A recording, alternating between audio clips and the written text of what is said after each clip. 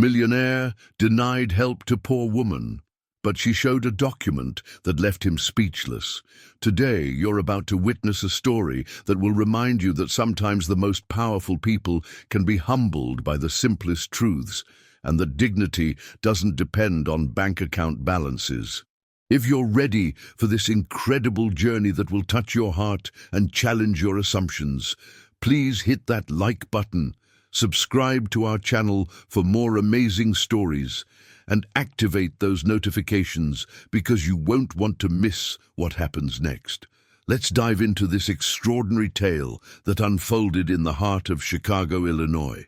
The autumn wind whipped through the streets of downtown Chicago with the kind of bitter cold that seemed to cut right through expensive overcoats and designer suits, reminding even the wealthiest residents that nature didn't recognize the boundaries of social class or economic privilege.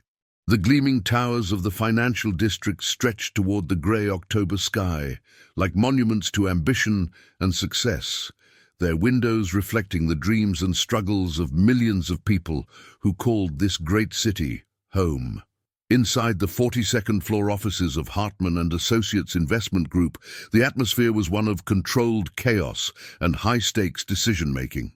Phone calls worth millions of dollars were being negotiated with casual efficiency. Market analyses were being reviewed with the intensity of military strategists, and fortunes were being made and lost with the clicking of computer keys and the signing of documents that most people would never understand. At the center of this financial hurricane sat Marcus Hartman, a man whose name appeared regularly in Forbes magazine and whose investment decisions had the power to affect the retirement savings of hundreds of thousands of ordinary Americans. At 54, Marcus possessed the kind of confidence that came from 3 decades of consistent success in one of the world's most unforgiving industries. His silver hair was perfectly styled. His Italian suits were tailored to fit his still athletic frame, and his corner office offered views of Lake Michigan that had cost more to secure than most people would earn in a lifetime. Marcus had built his wealth through a combination of brilliant analytical skills, ruthless business instincts, and an ability to remain emotionally detached from the human consequences of his financial decisions. He had grown up middle class in suburban Detroit, the son of a factory worker and a part-time secretary. But those humble origins seemed like ancient history compared to the life he had constructed for himself in the decades since leaving home for Harvard Business School. His personal life reflected the same attention to success and status that characterized his professional achievements. He lived in a penthouse apartment overlooking the Chicago River, drove cars that cost more than most houses, and socialized with politicians, celebrities, and other members of the economic elite who understood that money was not just a means of survival, but a way of keeping score in the game of life. What few people knew about Marcus Hartman was that his relentless pursuit of wealth and status had been motivated by a deep-seated fear of returning to the financial insecurity he had experienced as a child. He remembered too clearly the anxiety in his parents' voices when bills arrived in the mail, the way his mother had stretched every dollar to make sure there was enough food on the table, the embarrassment he had felt wearing second-hand clothes to school while his classmates showed off the latest fashions their families could afford. Those memories had driven Marcus to work 18-hour days throughout his 20s and 30s. To take risks that other investors were afraid to consider, and to build a personal fortune that would ensure he never again had to worry about money or depend on anyone else for his security and comfort. But somewhere along the way, his fear of poverty had transformed into something darker, a contempt for anyone who hadn't managed to climb out of the economic circumstances that had once defined his own childhood. The morning that would change Marcus's life forever started like any other Tuesday in his carefully orchestrated routine. He arrived at his office at 6:30 a.m., reviewed overnight market movements from Asian and European exchanges, and began the complex process of managing investment portfolios worth over $2 billion. His assistant, Jennifer, had already prepared his first espresso of the day and arranged his schedule with the military precision that Marcus demanded from everyone in his organization. The first interruption to his routine came at 10:45 a.m., when Jennifer's voice crackled through the intercom system that connected his office to the reception area. "Mr. Hartman, there's a woman here who says she needs to speak with you urgently. She doesn't have an appointment, but she insists it's about a family matter." Marcus didn't look up from the financial reports he was reviewing. "You know my policy about unscheduled visitors, Jennifer. If she wants a meeting, she can go through the proper channels and schedule an appointment like everyone else." "Sir, I tried to explain that, but she seems quite distressed. She says she's traveled a long way to see you, and that it's about something that happened 25 years ago. 25 years ago. Marcus felt a slight chill that had nothing to do with the Chicago weather. 25 years ago was 1998, the year he had graduated from Harvard and started his first job at a small investment firm in Boston. It was also the year he had made decisions about his personal life that he had spent the subsequent decades trying to forget. "Tell her to make an appointment," Marcus said firmly. "I don't have time for whatever sob story she's planning to share." But Jennifer's voice came through the intercom again, more insistent this time. "Mr. Hartman, she says her name is Rosa Martinez, and she's asking about someone named Isabella." The financial report slipped from Marcus's fingers as if it had suddenly burst into flames. Isabella, a name he hadn't heard spoken aloud in over 2 decades. A name that belonged to a part of his life he had worked very hard to bury beneath layers of success and professional achievement. Isabella Martinez had been 19 years old when Marcus met her during his first summer internship at Goldman Sachs in New York City. She had been working as a cleaning lady in the office building, where he spent his days learning the intricacies of high finance investment strategies. Marcus had been 22, arrogant with the confidence of someone who had just completed his junior year at Harvard, and absolutely convinced that his future held nothing but success and prosperity. Isabella had been beautiful in a way that had nothing to do with expensive clothes or professional makeup. Her beauty came from genuine warmth, from eyes that sparkled when she laughed, from a spirit that remained optimistic despite working 2 jobs to support herself and send money back to her family in El Salvador. She spoke English with an accent that Marcus had initially found charming, and she had a way of seeing goodness in people that had made him feel like a better version of himself when he was with her. Their relationship had been a secret, of course. Marcus had been keenly aware that dating a cleaning lady would not have been viewed favorably by his supervisors or his fellow interns, all of whom came from backgrounds similar to his own and shared his assumptions about appropriate social boundaries. But in the privacy of Isabella's small studio apartment in Queens, away from the judgment of his professional peers, Marcus had experienced a kind of happiness and connection that he had never found with the wealthy, educated women his family and friends expected him to date. Isabella had been studying English and business administration at a community college, working toward dreams of starting her own cleaning service and eventually bringing her younger siblings to the United States. She had possessed the kind of determination and work ethic that Marcus respected, even as he privately doubted whether someone from her background could ever really succeed in the competitive world of American business. Their relationship had lasted for 3 months, from June through August of 1998. Marcus had told himself it was just a summer romance, a brief escape from the pressures of his academic and professional responsibilities. But as the weeks passed, he had found himself genuinely caring about Isabella in ways that surprised and sometimes frightened him. She had made him laugh, challenged his assumptions about success and happiness, and shown him a version of himself that was more generous and compassionate than the driven, ambitious persona he presented to the rest of the world. The relationship had ended abruptly when Marcus received an offer for a prestigious internship with a different firm in Boston, an opportunity that would require him to leave New York immediately and would position him perfectly for the kind of career he had always envisioned for himself. He had told Isabella about the opportunity during dinner at their favorite small restaurant in Queens, expecting her to be happy for his success. Instead, Isabella had gone very quiet, pushing food around on her plate without eating, her usual bright energy replaced by something that looked like sadness mixed with resignation. Finally, she had looked up at him with eyes that held more maturity than her 19 years should have warranted. "Marcus," she had said softly, "there's something I need to tell you."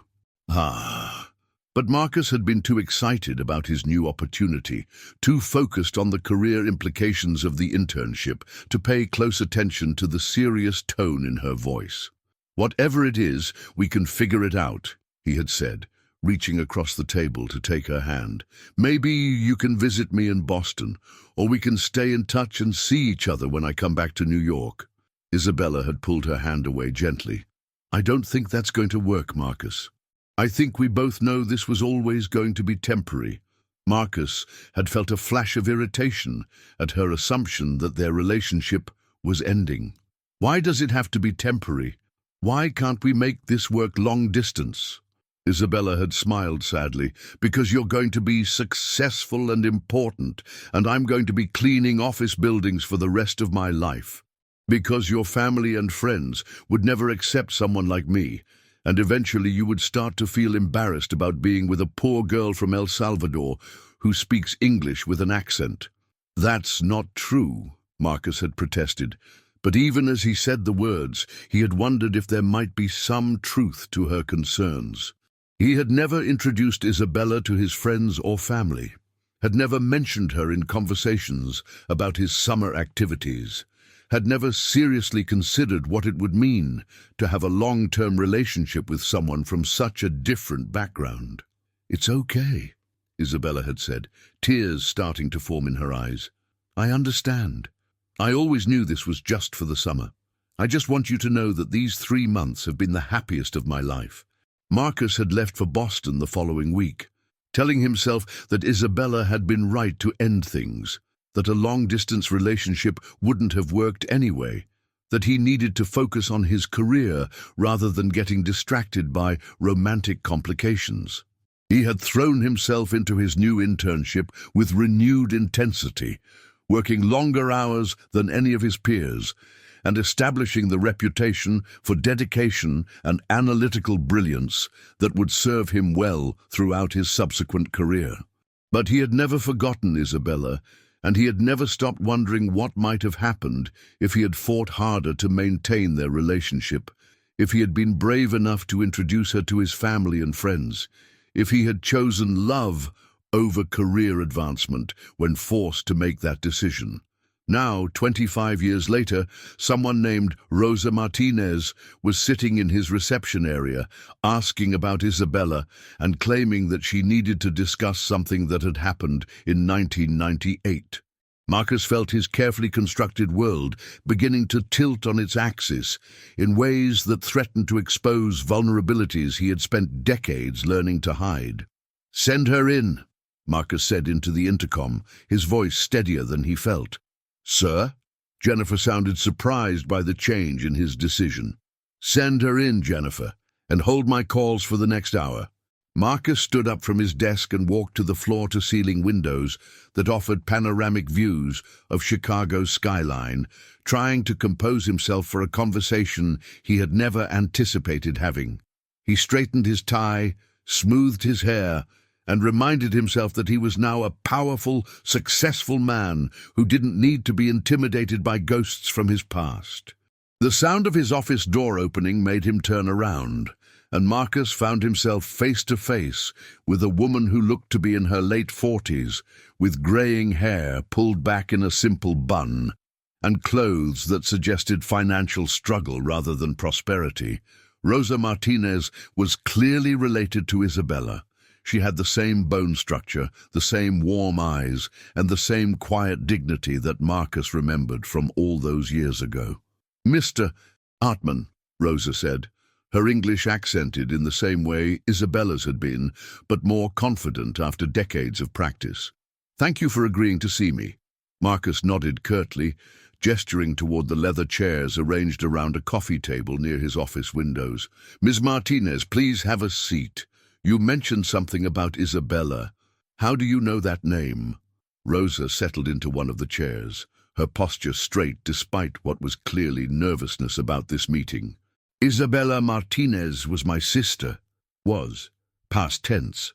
Marcus felt something cold settle in his stomach. Was. "Isabella died 3 years ago," Rosa said simply. "Cancer.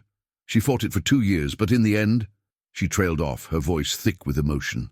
Marcus sank into the chair across from Rosa, the news hitting him with unexpected force. Isabella was dead. The vibrant, optimistic young woman who had shown him what love could feel like was gone, and he had never even known she was sick. "I'm sorry for your loss," Marcus managed to say. "Isabella was she was a special person." Rosa studied his face with the intensity of someone trying to solve a puzzle. "She talked about you, you know. Even at the end, she would tell stories about the summer she spent with a young man named Marcus, who was going to change the world." Marcus felt his throat tighten. "She mentioned me? She never forgot you," Rosa said. "She said you were the first person who ever made her feel like she could be more than just a poor girl from El Salvador. She said you made her believe that love could cross any boundary if it was strong enough." The words were like knives in Marcus's chest. Isabella had remembered their relationship as something beautiful and transformative, while he had spent years telling himself it had been nothing more than a brief summer romance with no lasting significance. "Why are you here, Ms. Martinez?" Marcus asked, his voice more brusque than he intended. "What do you want from me?" Rosa reached into her purse and pulled out a photograph, handing it to Marcus with hands that shook slightly. "I want you to meet your daughter." Marcus stared at the photograph as if it were written in a foreign language he couldn't understand. The image showed a young woman who appeared to be in her early 20s, with Isabella's warm eyes and Marcus's strong jawline, standing in front of a university building with a graduation cap and gown. "Her name is Elena," Rosa continued, her voice steady despite the magnitude of what she was revealing. "Elena Martinez. She graduated last year from Northwestern University with a degree in engineering. She's been working as a tutor while applying to graduate programs in renewable energy research." Marcus continued to stare at the photograph, his mind struggling to process the information Rosa was providing. "Isabella was pregnant," he said, more to himself than to Rosa. "She found out 2 weeks after you left for Boston," Rosa confirmed. "She tried to contact you, but your internship program said you had requested that personal calls not be forwarded. She wrote letters, but they came back marked, 'Return to sender.'" Marcus remembered those letters, remembered asking his roommate to send them back unopened because he had been trying to focus on his career and hadn't wanted to be distracted by emotional complications from his summer in New York. He had never imagined that Isabella might be trying to tell him about a pregnancy. "She decided to have the baby," Rosa continued. "She dropped out of community college, worked 3 jobs throughout her pregnancy, and never asked anyone for help. She said you had your own life to build, and she didn't want to trap you with responsibilities you hadn't chosen." Marcus looked up from the photograph to meet Rosa's eyes. "Why are you telling me this now? Why didn't Isabella contact me after Elena was born?" Rosa's expression hardened slightly. "Because she was proud, Mr. Hartman.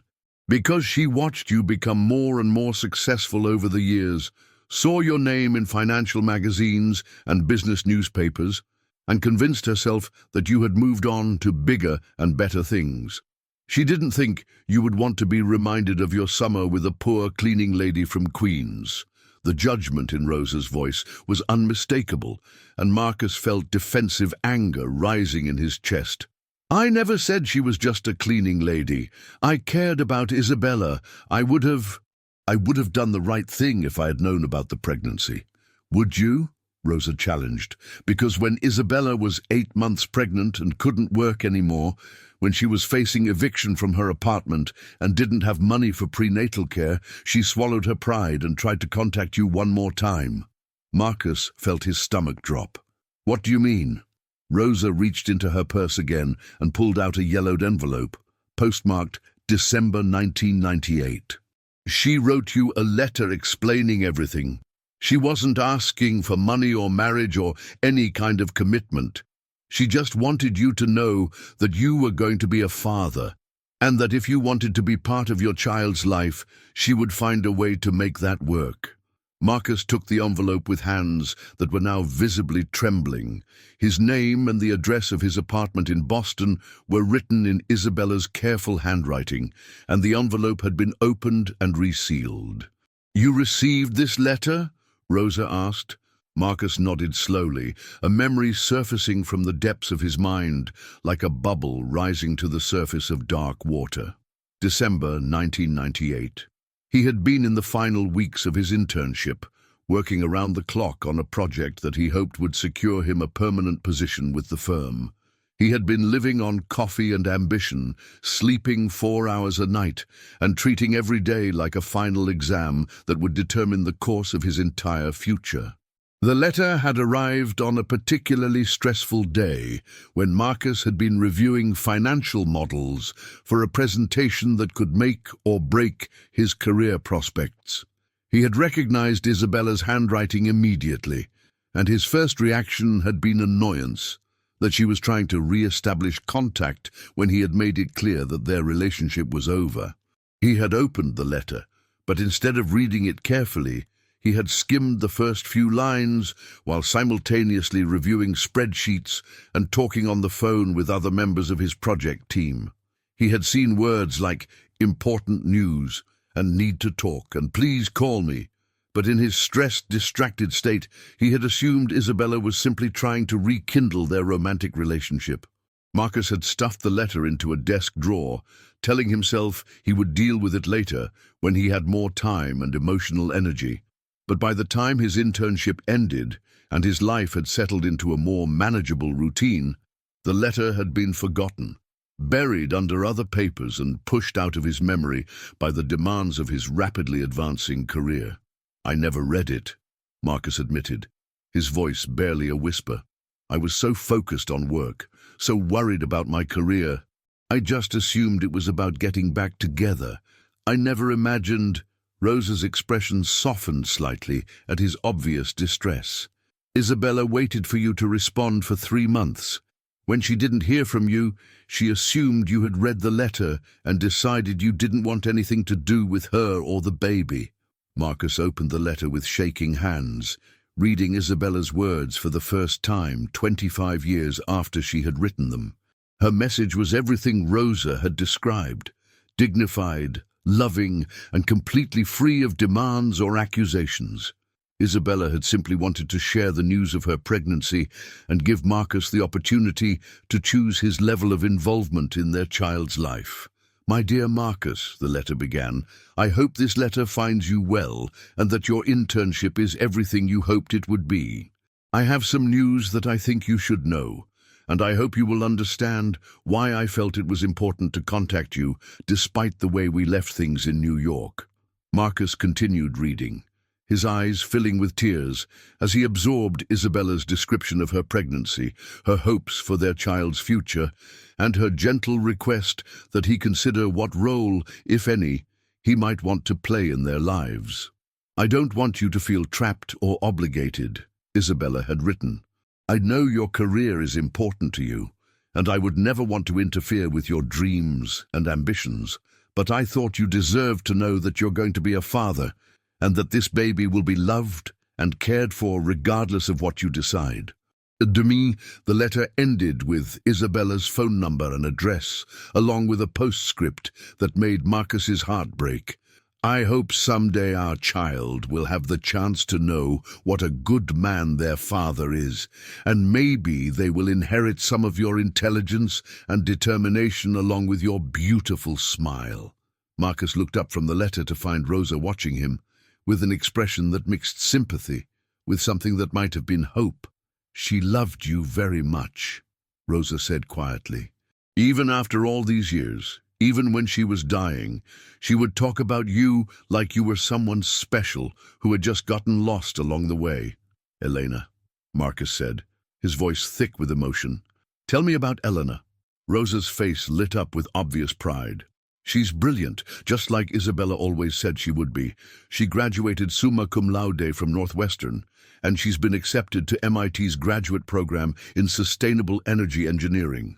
She speaks 3 languages, volunteers at a community center teaching English to immigrant families, and she's been supporting herself through college by tutoring high school students in math and science." Marcus studied the photograph again, seeing details he had missed in his initial shock. Elena was wearing a graduation gown that looked like it had been rented rather than purchased, and her smile had the same genuine warmth that had attracted him to Isabella all those years ago. But there was something else in her expression, a determination and confidence that suggested she had inherited more than just physical features from both her parents. "Where is she now?" Marcus asked. "She's working at a renewable energy startup in Milwaukee," Rosa said. "The pay isn't great, but she's learning from engineers who are developing new technologies for wind and solar power systems. She's passionate about finding ways to make clean energy more affordable for low-income communities." Marcus felt a surge of pride that surprised him with its intensity. His daughter, and she was his daughter, he could see it clearly in her features and her academic achievements, was not only brilliant, but was using her intelligence to work on problems that mattered. "Why are you here, Rosa?" Marcus asked again. "What do you need from me?" Rosa's expression became more serious. "Elena doesn't know about you, Mr. Hartman. Isabella never told her who her father was. She said it was better for Elena to grow up without false hopes about a reunion that might never happen." Marcus felt another stab of guilt. Isabella had protected Elena from the disappointment of having an absent father, just as she had protected Marcus from responsibilities he might not have been ready to handle. "But Elena is struggling now," Rosa continued. "The startup where she works has been having financial difficulties. They've had to cut her hours, and she's been working nights at a restaurant to make ends meet while still trying to maintain the grades she needs to keep her graduate school acceptance." "She needs money," Marcus said, understanding the purpose of Rosa's visit. "She needs an opportunity," Rosa corrected. "Elena has never asked for anything from anyone. She worked her way through Northwestern with scholarships and student loans, just like her mother worked her way through life with determination and pride. But right now, she's at a crossroads where a little help could make the difference between achieving her dreams and having to settle for something less than what she's capable of." Marcus leaned back in his chair, processing everything Rosa had told him.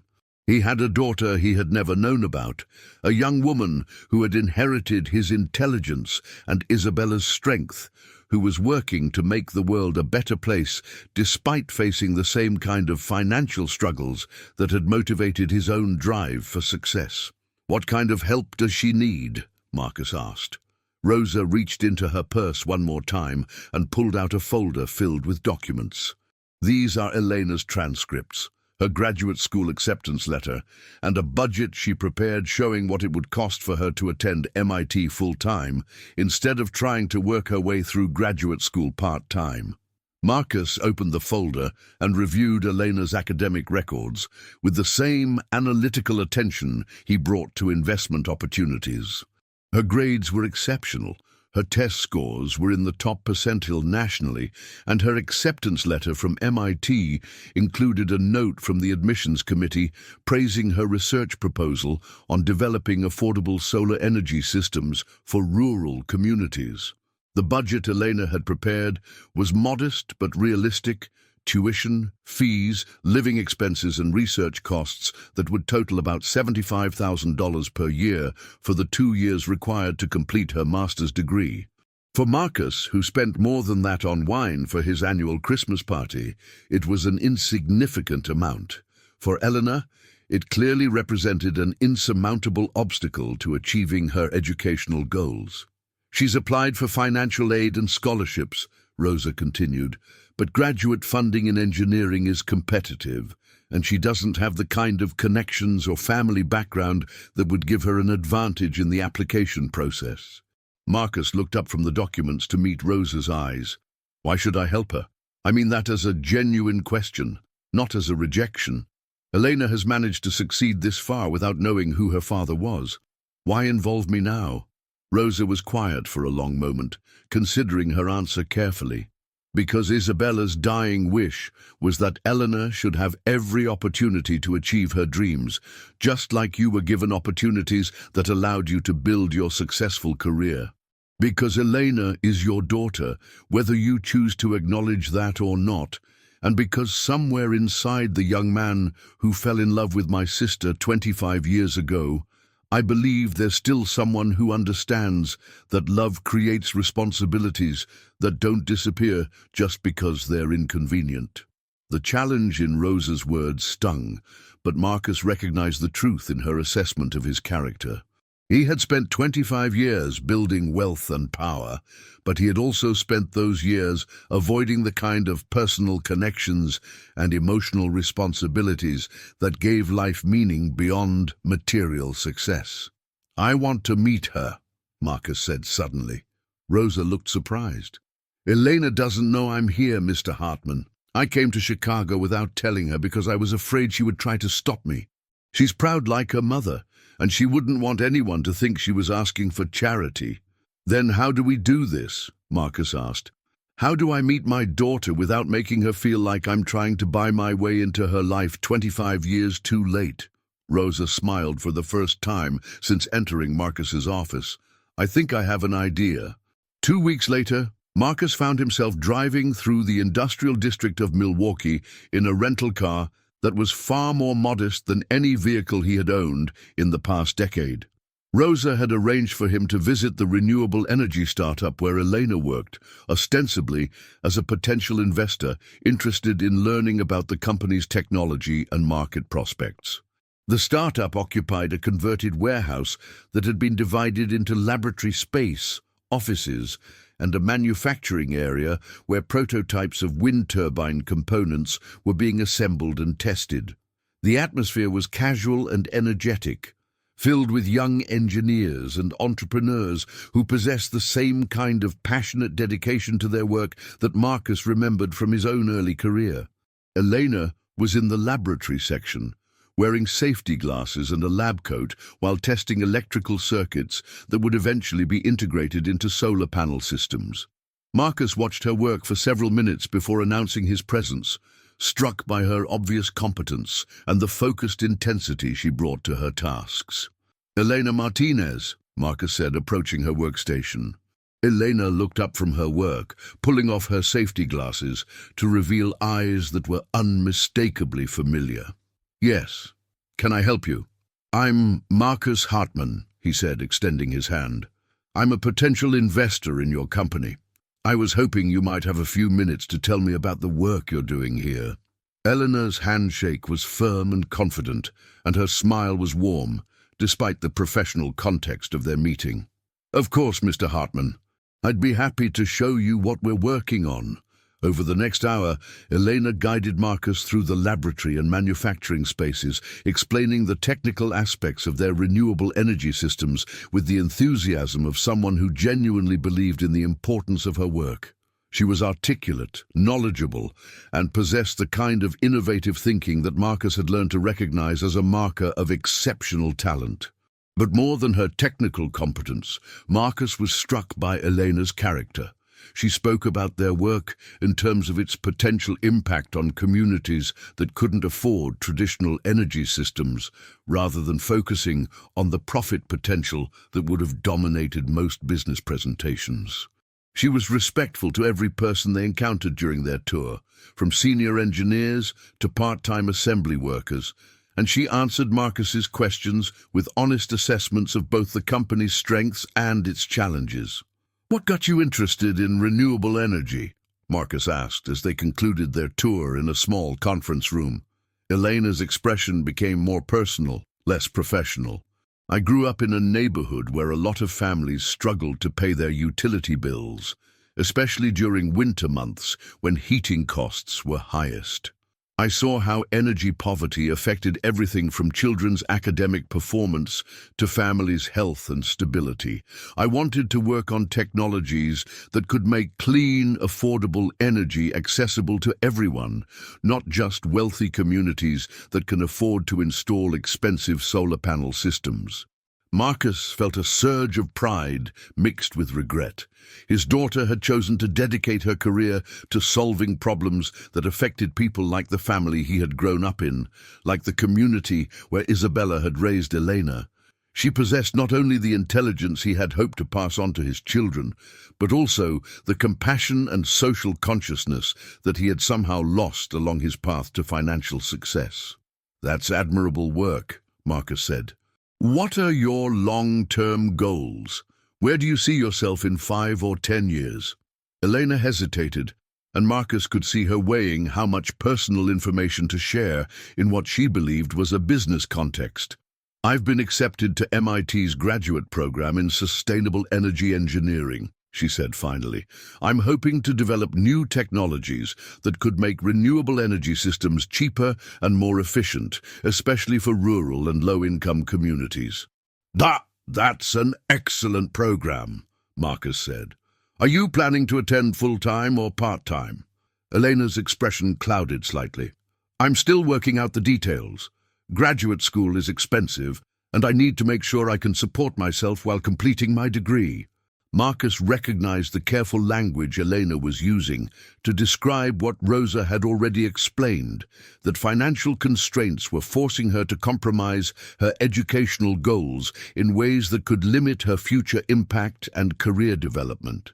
"Elena," Marcus said, making a decision that felt both terrifying and inevitable, "I'd like to make you an offer." Elena looked surprised. "An offer?" "I'd like to fund your graduate education at MIT, Marcus said. "Full tuition, living expenses, research costs, whatever you need to complete your master's degree without having to worry about financial constraints." Eleanor stared at Marcus as if he had just spoken in a foreign language. "I don't understand. You just met me an hour ago. Why would you want to invest in my education?" Marcus took a deep breath, knowing that his next words would change both their lives forever. "Because 25 years ago, I knew a woman named Isabella Martinez. She was brilliant, compassionate, and had dreams of making the world a better place. I wasn't mature enough at the time to appreciate what she offered me, and I lost touch with her before I had the chance to make things right." Elena's face went pale. "Isabella Martinez was my mother's name." "I know," Marcus said gently. "Your Aunt Rosa came to see me 2 weeks ago. She told me about Isabella's death, and she told me about you." Elena sat in stunned silence for several long minutes, her mind clearly racing through the implications of Marcus's revelation. "You're saying you knew my mother?" "I'm saying I loved your mother," Marcus corrected. "And I'm saying that I'm your father." The words hung in the air between them, like a bridge spanning 25 years of separation and silence. Elena stared at Marcus with eyes that were simultaneously searching for resemblance and recoiling from the implications of what he was telling her. "That's impossible," Elena said finally. "My mother never told me who my father was. She said it was complicated and that he had his own life to live." Marcus pulled out his copy of Isabella's letter from 1998, the letter he had carried with him every day since Rosa's visit. "She tried to tell me about you," he said, handing Eleanor the letter. "But I was too focused on my career, too distracted by my own ambitions, to read her letter carefully. I didn't know you existed until 2 weeks ago."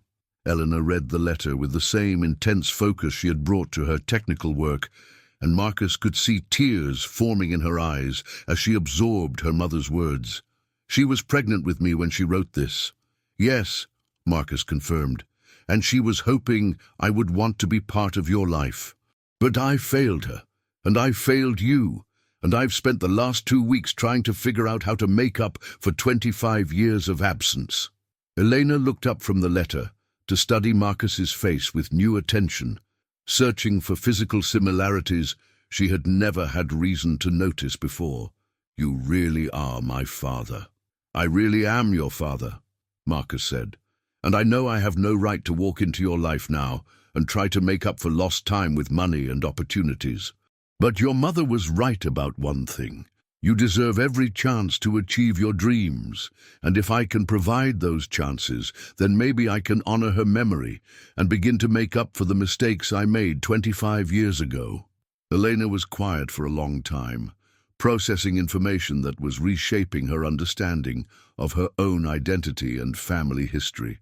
Why now? She asked finally. Why didn't you try to find me earlier? Marcus felt the weight of that question like a physical blow. Because I was a coward, he admitted.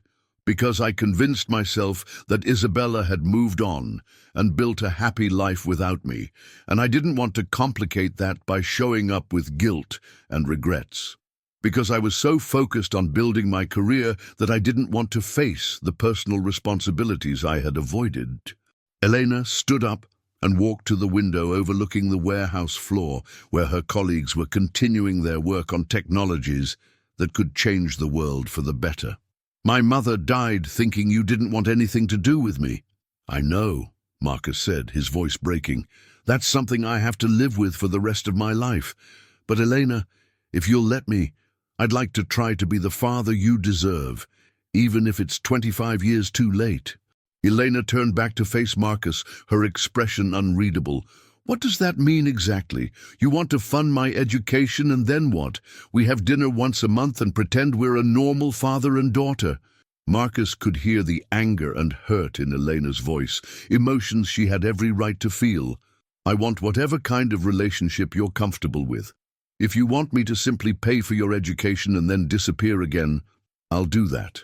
If you want to get to know each other gradually and see what kind of connection we can build, I'd be grateful for that opportunity. If you want nothing to do with me at all, I'll respect that decision too. Elena walked back to the conference table and sat down across from Marcus, her analytical mind clearly working through the practical and emotional implications of his offer. The education funding comes with no strings attached? No strings attached, Marcus confirmed. Whether you choose to have a relationship with me or not, I want you to have every opportunity to complete your graduate studies and pursue your career goals. Eleanor was quiet for another long moment. I need time to think about this. All of this. Meeting you, learning about my father, deciding what I want to do about graduate school. Of course, Marcus said. Take all the time you need.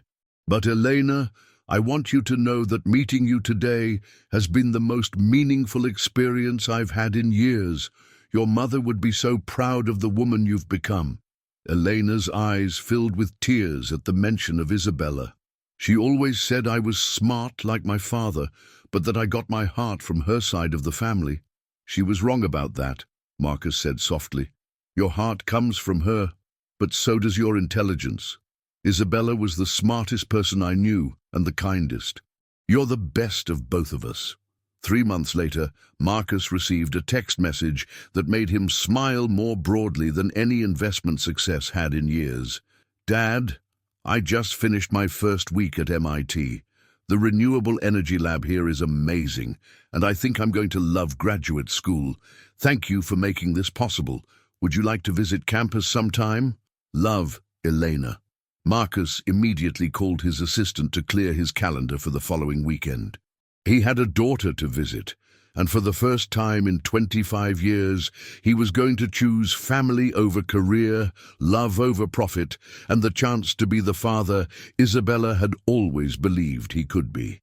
The document Rosa had shown him that day in his office hadn't been a legal contract or a financial statement. It had been a photograph of his daughter and a letter from the woman he had loved and lost. But it had been more powerful than any business deal he had ever negotiated, because it had shown him something he hadn't realized he was missing: the chance to be part of something more important than his own success. Marcus Hartman had built a fortune by making smart investments, but the best investment he ever made was the decision to invest in his daughter's future and to rebuild the family connections he had once been too afraid and too selfish to maintain. Sometimes the most powerful documents aren't written on expensive paper in lawyers' offices. Sometimes they're written in the love of a dying mother and the dreams of a daughter who inherits the best qualities of both her parents, even when those parents have spent decades apart.